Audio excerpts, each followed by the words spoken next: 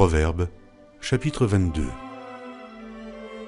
La réputation est préférable à de grandes richesses, et la grâce vaut mieux que l'argent et que l'or. Le riche et le pauvre se rencontrent. C'est l'Éternel qui les a fait l'un et l'autre. L'homme prudent voit le mal et se cache, mais les simples avancent et sont punis. Le fruit de l'humilité de la crainte de l'Éternel, c'est la richesse, la gloire et la vie. Des épines, des pièges sont sur la voie de l'homme pervers. Celui qui garde son âme s'en éloigne. Instruit l'enfant selon la voie qu'il doit suivre, et quand il sera vieux, il ne s'en détournera pas.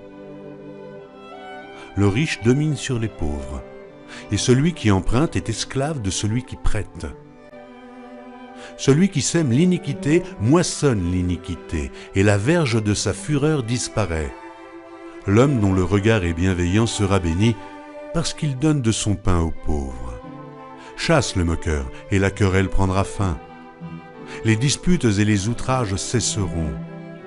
Celui qui aime la pureté du cœur et qui a la grâce sur les lèvres a le roi pour ami. Les yeux de l'Éternel gardent la science, mais il confond les paroles du perfide. Le paresseux dit « Il y a un lion dehors, je serai tué dans les rues. » La bouche des étrangères est une fosse profonde. Celui contre qui l'Éternel est irrité y tombera. La folie est attachée au cœur de l'enfant.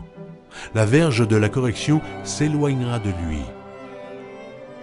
Opprimer le pauvre pour augmenter son bien, c'est donner aux riches pour n'arriver qu'à la disette. Prête l'oreille et écoute les paroles des sages. Applique ton cœur à ma science.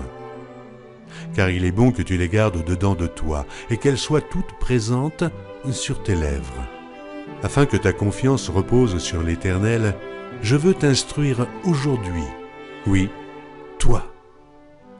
N'ai-je pas déjà pour toi mis par écrit des conseils et des réflexions, pour t'enseigner des choses sûres, des paroles vraies, afin que tu répondes par des paroles vraies à celui qui t'envoie. Ne dépouille pas le pauvre parce qu'il est pauvre, et n'opprime pas le malheureux à la porte. Car l'Éternel défendra leur cause, et il ôtera la vie à ceux qui les auront dépouillés. Ne fréquente pas l'homme colère, ne va pas avec l'homme violent, de peur que tu ne t'habitues à ses sentiers et qu'il ne devienne un piège pour ton âme.